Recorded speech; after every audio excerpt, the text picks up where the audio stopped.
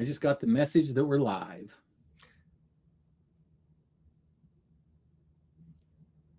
Okay, hello. Hi there. I'm Alan Friesen, also known as the Acapellas, and with me is Scott Sweetman. Welcome to H3 Health, Hope, and Happiness. Brother Scott, how you doing tonight?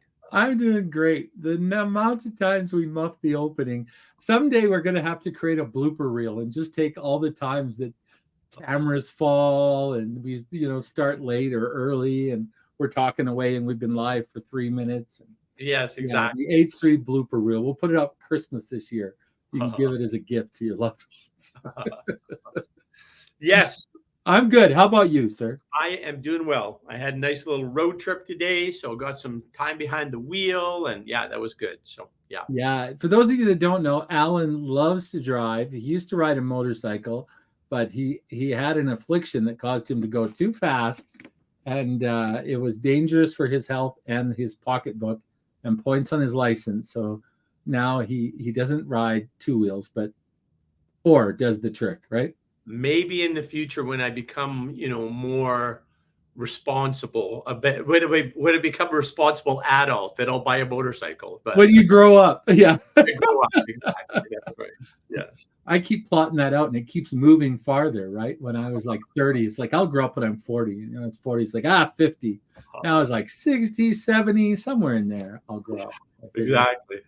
Yeah, no. So what are we chatting about tonight, Scott? Well, tonight's topic kind of fell on me, but it's appropriate because I am, in fact, I suffer from this affliction. I realized that when I was doing it. And I came across this interesting word called rumination, right? Mm-hmm. It's an older word, but this was in the context of psychology and health and wellness and the stuff we talk about. And it struck me because I thought, okay, I know what to ruminate is, right? How would you classify? Someone said you're ruminating. Yeah, so basically to kind of get into a cycle of repetitive thoughts and generally negative thoughts that you keep on cycling back and having the same concerns over and over and over again, kind of a thing. And then it's kind of where it's hard to break out of that pattern, right? So I think that's how I'd sum it up. Well, that's really good. There's actually two different kinds of rumination. Clinically, this is the clinical definition, is a cognitive process characterized by repetitive and passive focus on one's symptoms of distress and possible causes and consequences of these systems. This form of thinking is generally unproductive and can exacerbate mental health issues. Mm-hmm. So, there's the two different types though that I was talking about. Excuse me. And we all people, of course we think about stuff, right? Think about stuff that's good for us, think about stuff that's, negative. But rumination is, as you pointed out, the focusing on the negative. And there's two types. There's reflective rumination, which is also maybe more correctly called reflective pondering. And psychologists, psychiatrists consider that a more adaptive form, meaning positive, form of rumination. So, okay. And the one thing that I didn't understand at first is the bad kind of rumination, and we'll talk about that in a minute, is often passive, where pondering is active. You're actively thinking about something to come up with a solution, where the negative kind is generally passive. Sometimes it's called excessive rumination, is linked to distress, right? It's negative in that it gives us, brooding. That's the other name for it, brooding rumination. So we have, the sort of possibly good kind, which is active, pondering something to think about it. And, sometimes to solve a problem, we have to think about it over and over. My family, before we go to bed, we all do word problems as a group, just because to break the thought patterns, right?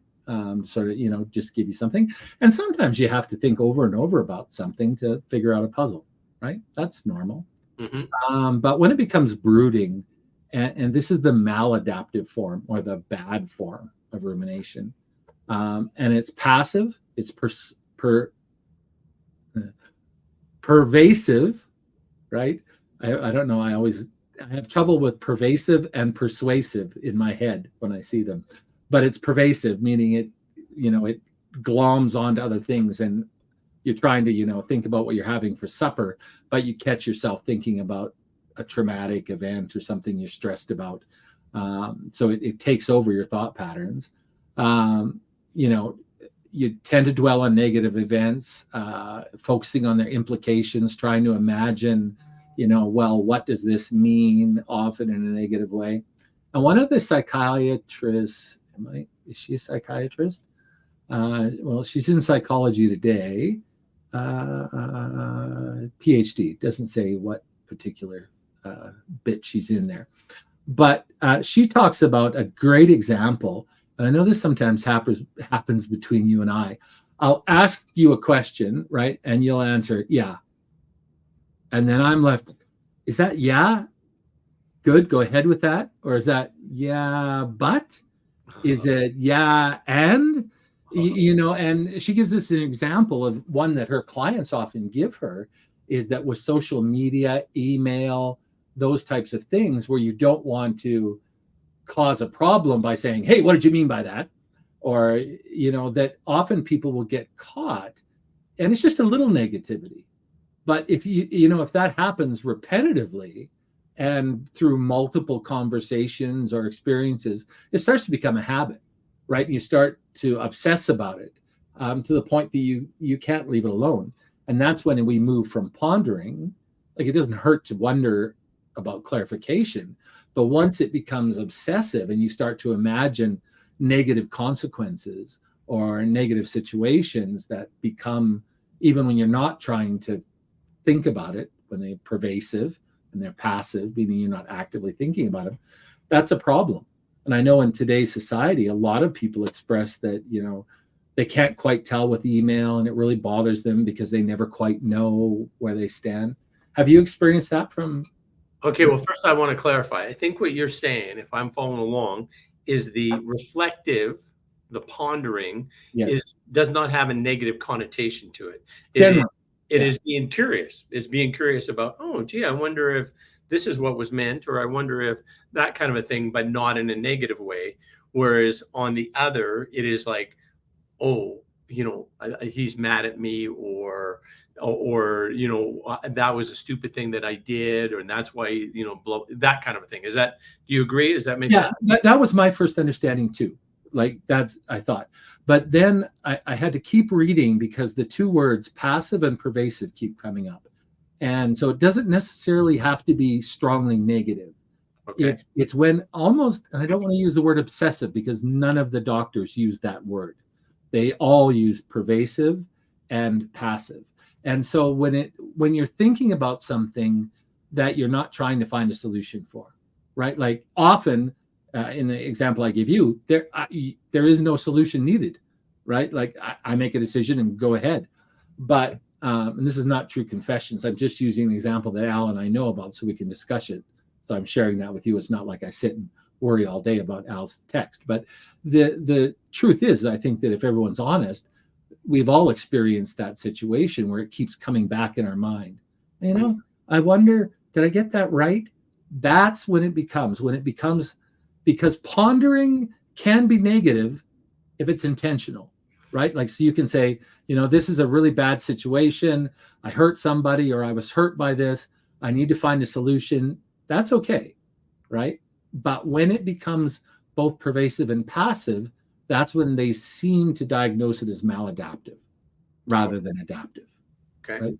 Okay. Positive and negative. So I 100% agree with you. That was the first point I came up with. One is negative, one is positive. But the research shows it's more nuanced than that. And it's about your ability to turn it off and have it stay out of your mind until you want to think about it again. That's my words, not the doctor's words. Got it. So the passive would indicate sort of an conscious thought process, right? It's not, whereas the other, the reflective, is you are intentionally thinking about something and pondering and being curious about it. Whereas the passive part is where it is, and correct me if I'm misunderstanding. And then the passive part, though, is really where you're not, it's just coming to you. You're not really even that cognizant of it. I had just two spinning circles and couldn't hear or see myself or you. Oh, okay. Well, let me try that again. My question was that the passive part, Yeah. is that perhaps where the passive part is like where you are really not aware or not conscious of this. It's just like, you're, whereas the other is kind of more of a, I'm reflecting on this. I am, I am intentionally engaged in thinking about this and curious about this, right? Would you agree with that? I would, and that's supported by the ways that cures are looked at for this situation, and I think that it's because one question that came in my mind, because a lot of psychology is based on working through your problems, right? And I'm like, well, but that's negative, right? Because it's usually trauma based. So if reliving your trauma is negative, according to this ruminative maladaptation, then why do we do it as part of our healing process, right? Like, so I was trying to figure that one out. And the point is exactly as you said. So if you're going through it with an understanding of the purpose and a goal that's a solution based or positive, then it falls into that sort of pondering, because you can turn it off. You can say, oh, well, I'm not going to think about that now. I'm going to worry about this, think about this. Because the the treatment for this is number one, mindfulness-based cognitive therapy, NBCT, or cognitive behavioral therapy, CBT. Mm-hmm. Okay. Do you know the difference between those two? Not really. I mean, I'm going to take a guess that the mindfulness is just basically presence of mind where you're at in terms of doing it. Again, an intentional and kind of where you have a positive thing that you're trying to do from the process, right? So yeah, it's a combination of, it's like the way I understand it, and Al and I are not doctors. We don't even play one on the internet. We might have played one when we were kids. I don't know, but recently neither of us have played doctor. Bad humor. Anyway, so cognitive MBCT appears to be CBT plus mindfulness therapy added in there. That's again not a doctor's description, but that's the closest I can come up with from what I was able to read from them and understand. I mean, some of it is above my understanding. I'm not a psychiatrist. Yeah. Right. So cognitive CBT, cognitive behavioral therapy, addresses negative thought patterns, including rumination, right? And it helps us by identifying that pattern and challenging irrational beliefs, right? Like often, I always find it interesting because rational and irrational is pretty subjective, in my opinion. But, part of this and some of the examples given were the imagining of all the things that could happen, right? Like, oh, because this happened, all of these bad events could unfold. And you start to focusing on them again. You focus on them, but it becomes passive. It's playing over and over in your head, and you catch yourself. Have you ever caught yourself not really being aware, but sort of catching your mind running through? One psychiatrist described it as the mind's treadmill, which I thought was a great picture, right? Like sometimes you're going along, and you just like, oh, shoot, that's running over and over in the back of my head, and not in a positive, find a solution kind of way, in that, oh, this bad thing can happen, or maybe this is wrong, or Al and I were talking about a word that I hadn't really experienced, othering.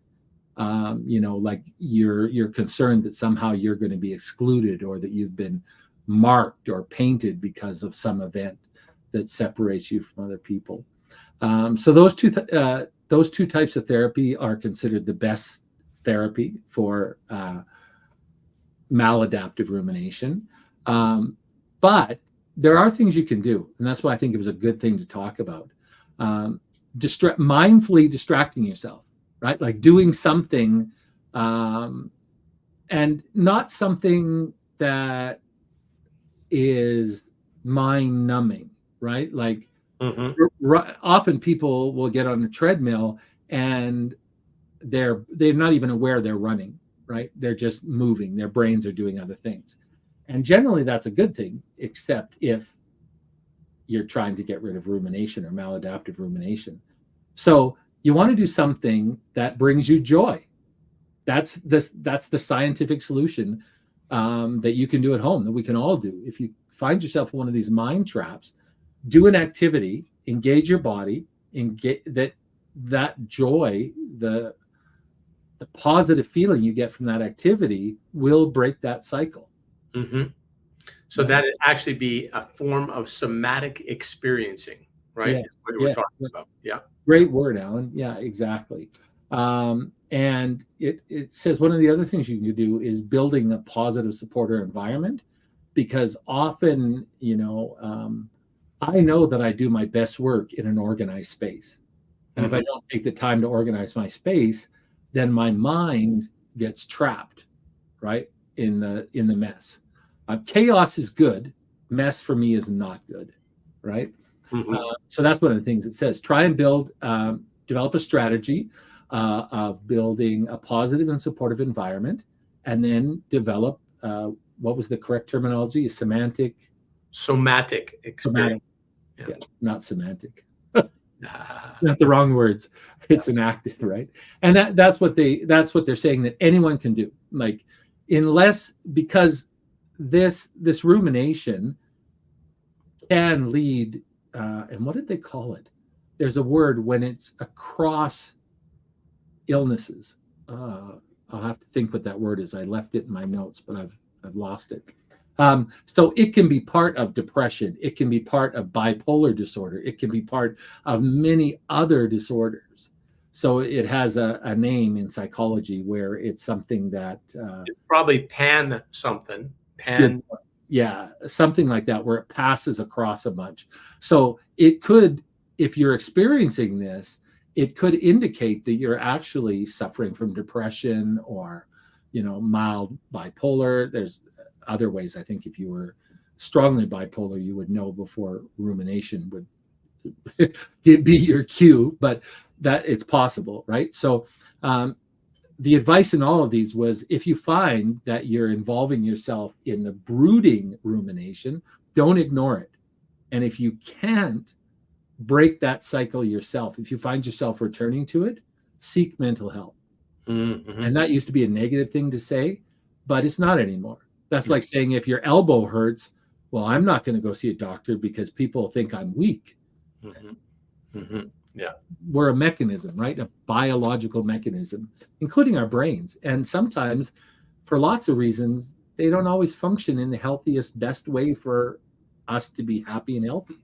Definitely. No shame, no blame in accessing mental health supports. I mean, I have a benefit program, and I have aware of resources, and I go see a psychiatrist, I go see a psychologist, I go see a counselor or life coach, and those kind of folks, just even just carrying people in your lives that you just kind of share a concern you're having. Any of those are certainly ways to help you move forward and just kind of refresh and stop that cycle of mostly, quite often, beating yourself up, right?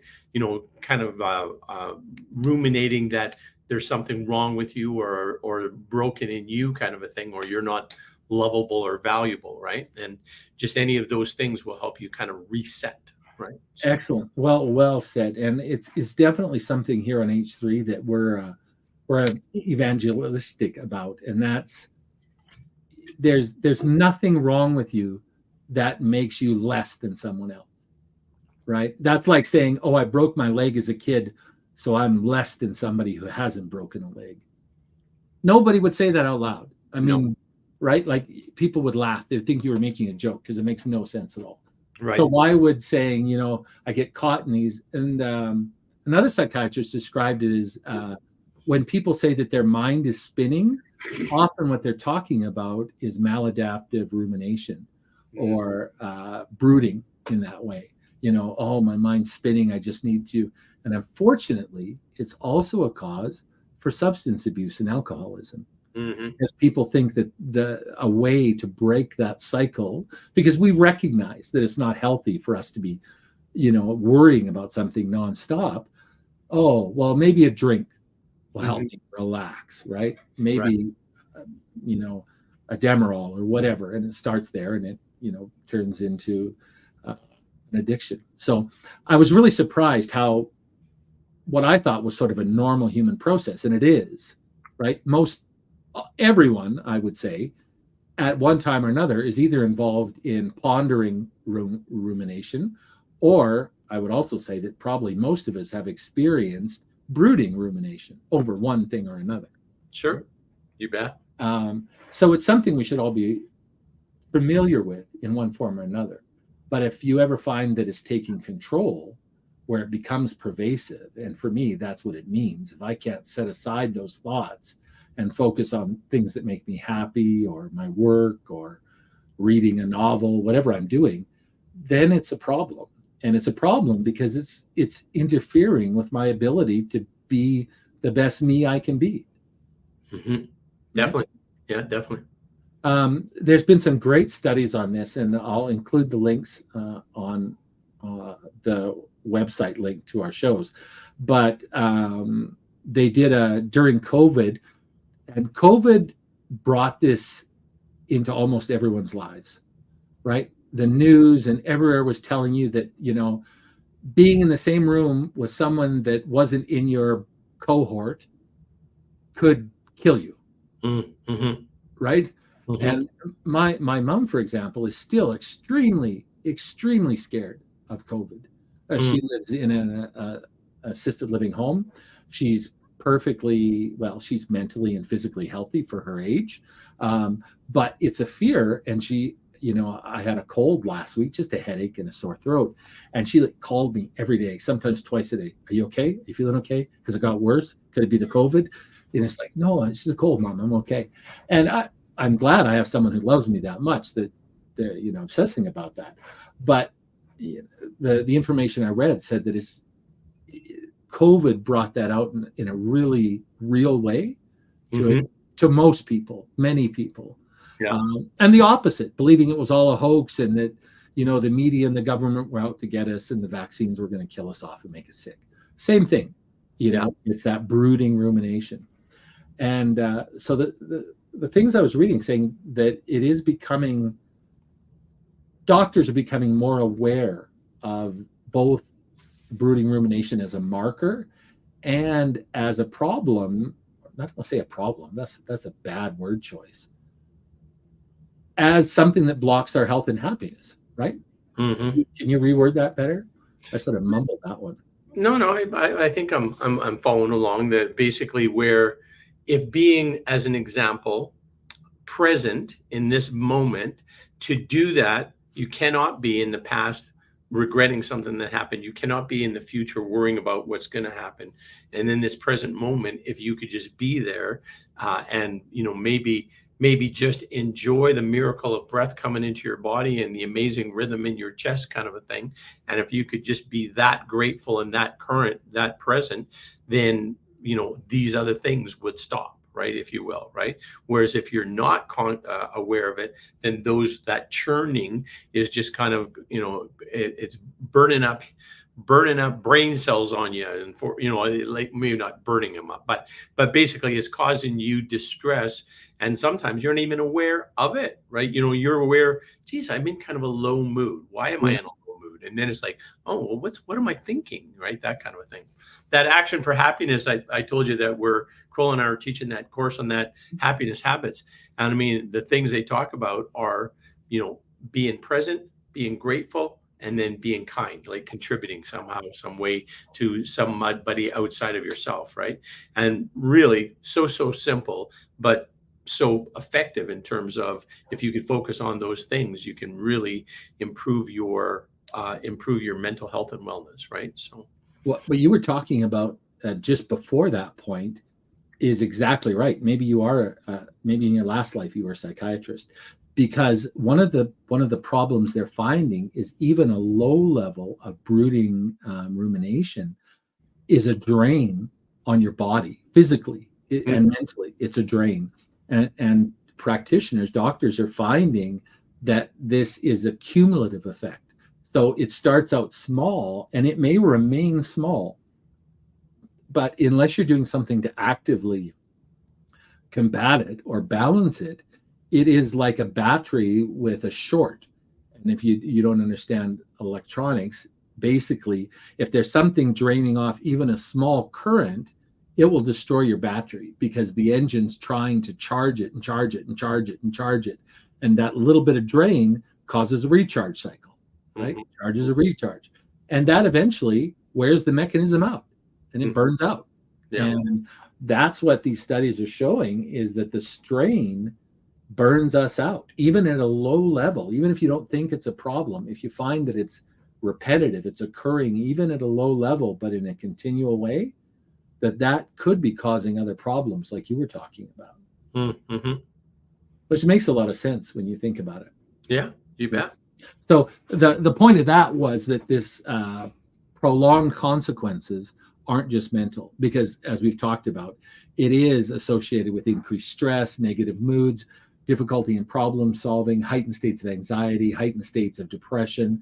And it is a precursor to often people who cycle through depression episodes, where they're okay, and then they're, cross that border to clinical depression, even though they may just say, I'm not, like you said, I'm not, a little down today or whatever. The maladaptive rumination can be behind that. And it can then, after, again, once this happens repetitively, your mind and your body just start to burn out from the strain of trying to combat this. So, and basically, just kind of further on that example, the thought processes that you have and that rumination, then what happens, what flows through our body?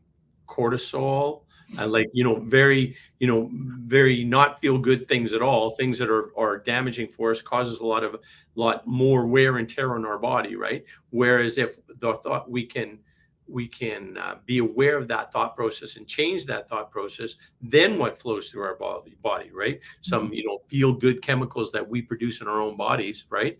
That make our body relax, make everything work nicer, blood vessels dilate better, the endothelial cells are working the way they're supposed to, all those kind of things happen, right? So that connection is huge. And that's what we talked about Dr. Stephen Porges before, and Dr. Peter Levine, and Dr. Gabor Mate, and it's all kind of where doing something with your body that will create that feeling of connection and relaxation in your body, then it, impacts your mind as well, right? And that linkage back and forth via the vagus nerve, right? And the polyvagal response that Dr. Stephen Porges talks about. So, yeah. Well, as you know, and probably anyone who's listened to our show knows, I lived in Japan for an extended period of time, about 14 years.